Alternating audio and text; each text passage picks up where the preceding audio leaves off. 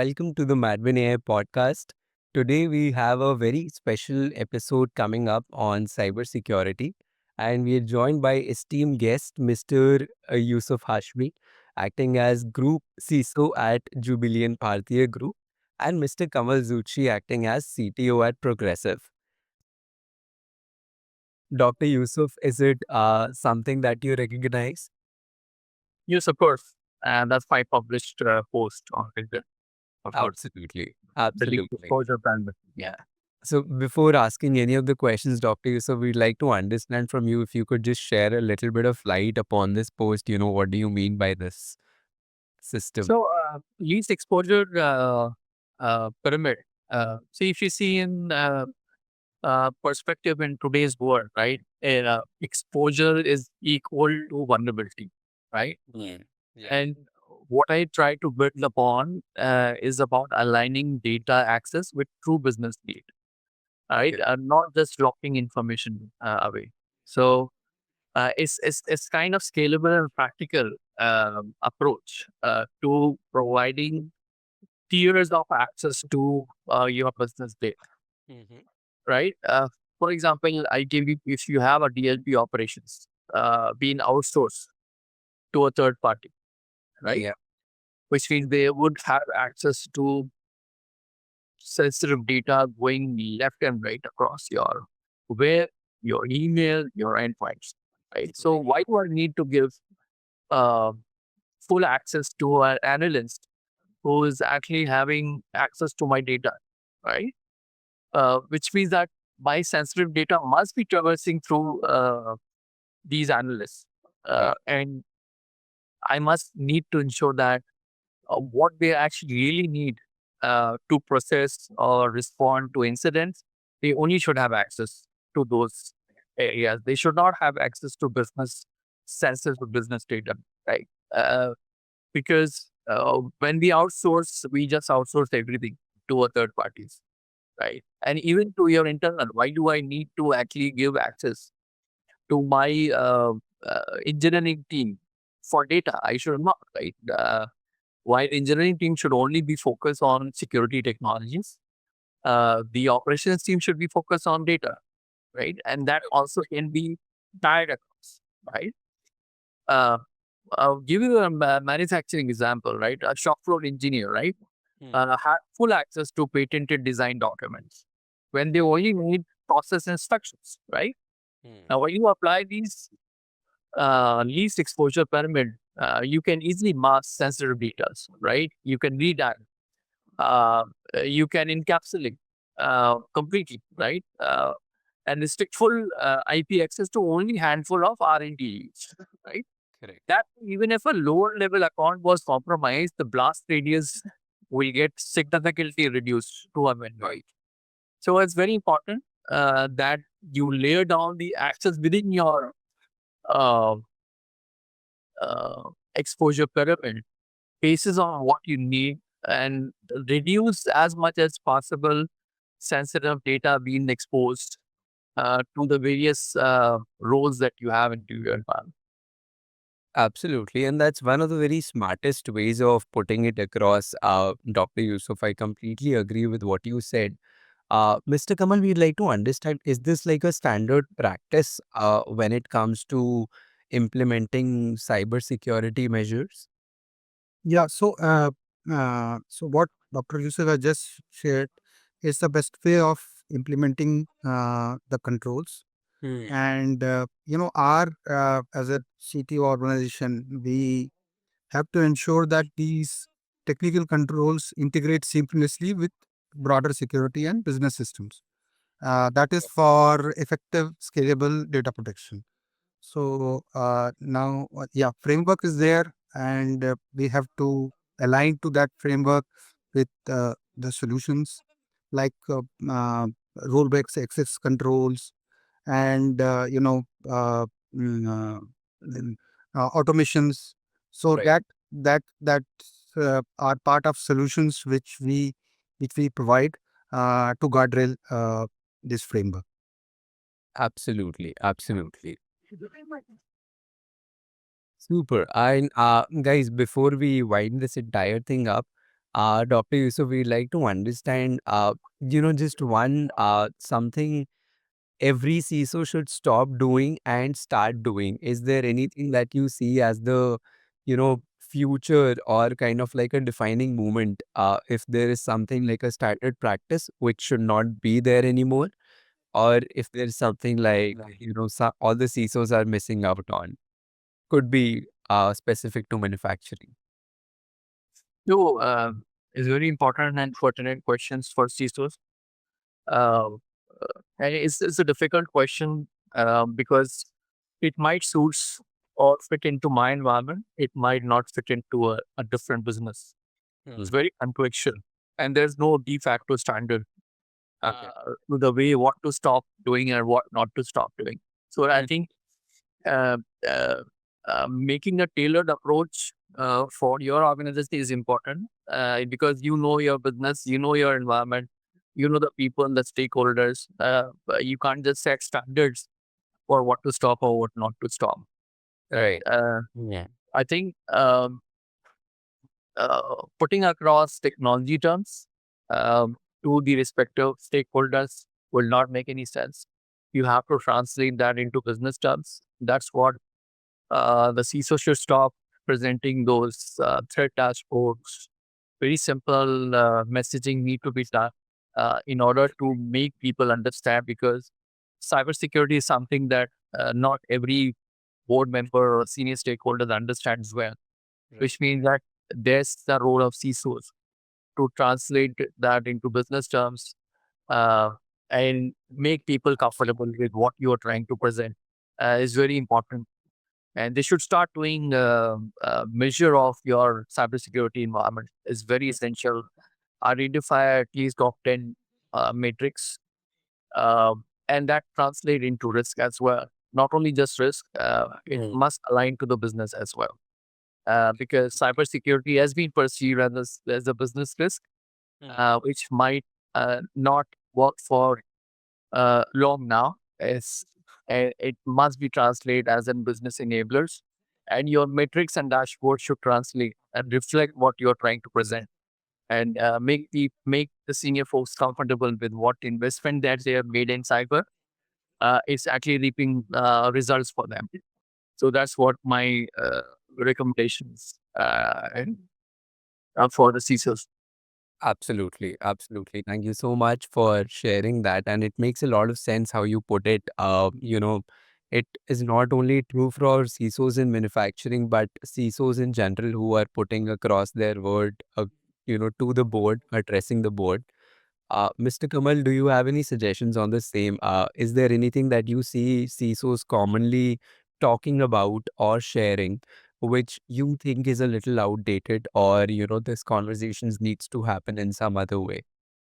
No, no, absolutely. So, the talks of, because I was there in CISO meet in Goa a couple of days Yeah. last week. So everyone was talking about AI. So that's and it's not in every forum we used to hear that. But what important is that how we can leverage AI in our solution as a technology partner. That is the key thing to see. And I think we should now build innovative solutions around that and not as a silo kind of this thing. So it has to be across and seen as a integrated hybrid model rather than a standalone security solution. Yeah. Absolutely. Absolutely. Thank you so much, guys, for giving your valuable time on the show. Before we wrap this up, we have a very quick rapid fire round prepared for you both. I'll just say out a question and I'd expect an answer from Dr. Yusuf, you first, and Mr. Kamal, second from you. These are going to be very simple questions, and just please feel free to not think a lot and spit out the answers. Uh, Perfect. Here comes the first question, guys. What's your favorite book? So for me, uh, I think Seven Habits of Highly Effective People uh, was one of my favorite, all time favorite. That really helps me as an individual, as a manager, as a uh, putting first thing first, sharpen the saw, right? Mr. Kavi put it very well. I always remember that book, uh, and it remains there with me as well. Is there anything that, sticked with you after reading that book? It Anyone? always, I try to imbibe every of mine, because you have to work with teams, you have to uh, introspect yourself as well. Uh, Collaboration, I think that always helps you to grow as an individual. And it's all about managing your time, managing your resources, right? Managing your work timings, right? And of course, not just alone, you to work along with the teams. I think without teams, you are really ineffective, right? You can't just survive without you being supported by your team, your peers, not only just your report, it's people outside your bond control as well. So collaboration, teamwork is plays a success story of any function here. Cybersecurity, of course, is no more different function. So that's something that I always actually cherish. Absolutely. Mr. Kamal, any book that took you by awe? You can win by Shilpira. You can win. By Got Shil. And what stuck with you after reading that book? No, I think that gives a great insight that you have been in different situations all Mm. across your life, and how you can take those challenges in a positive mode and move forward. So that's what the gist of that, and that's what I try to imbibe in daily routines, and in professional as well as in personal way of life. Yeah. Absolutely. Absolutely. Got it. Second question is, Dr. Yusuf, where do you consume news, in general and specific to your industry? Can you repeat your question, please? Where do you consume your news? Okay, I do consume my news. Okay.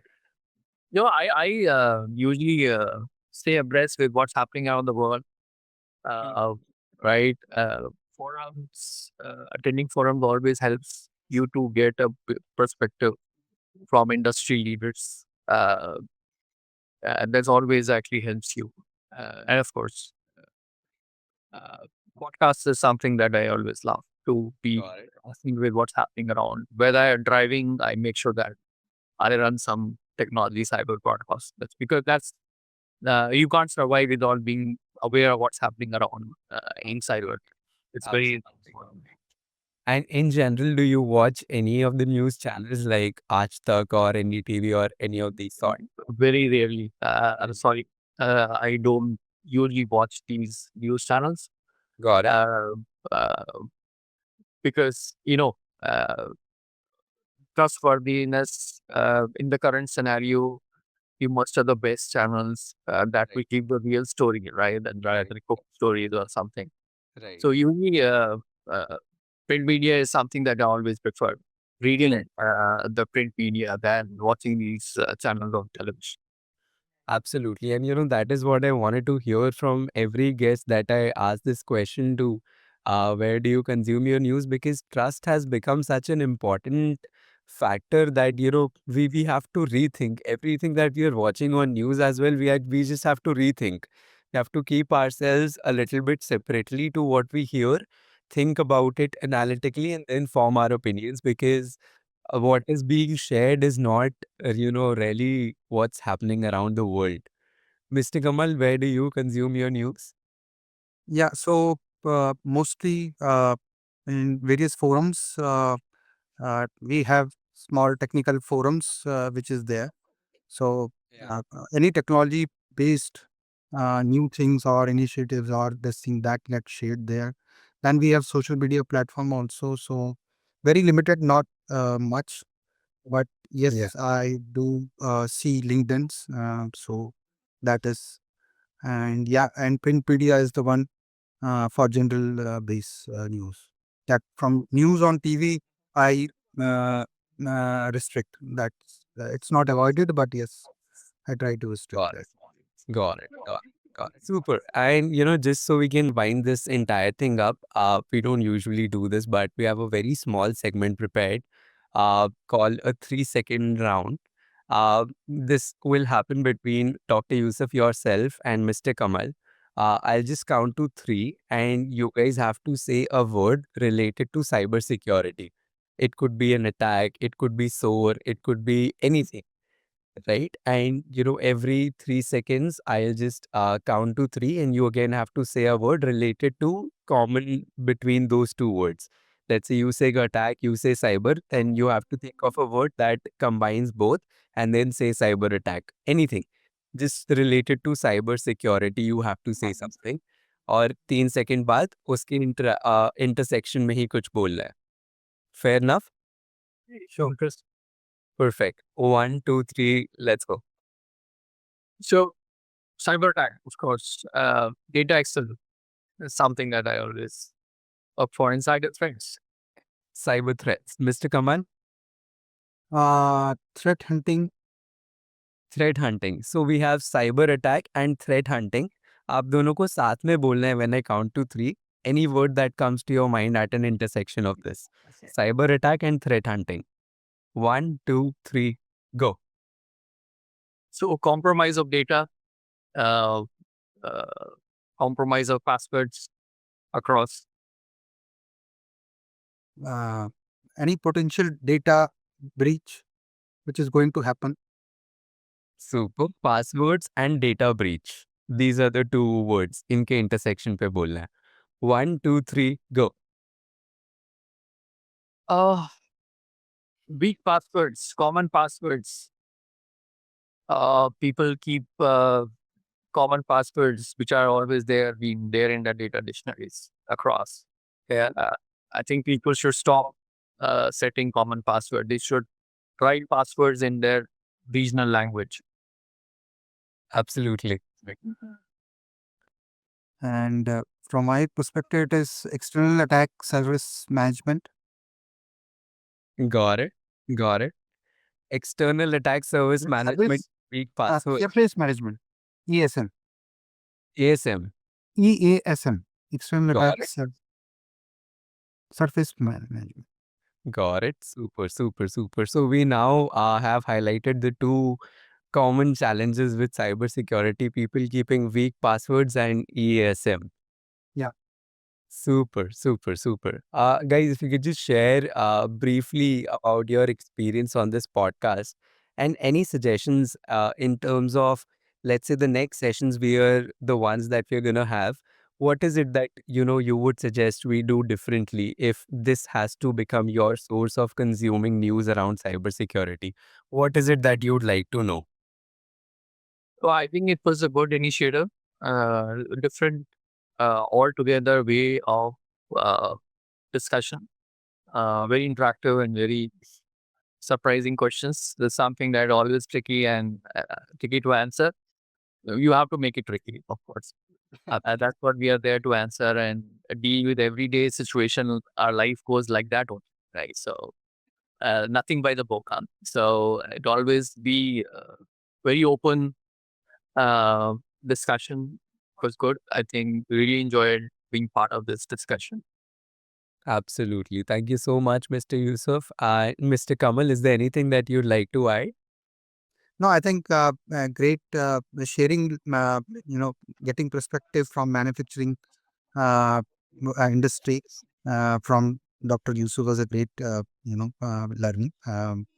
And yeah, so I think going forward, what I can think is that discussion has to be open and and free flow kind of discussions wherein we can discuss what are the current pain points and how future is going to happen.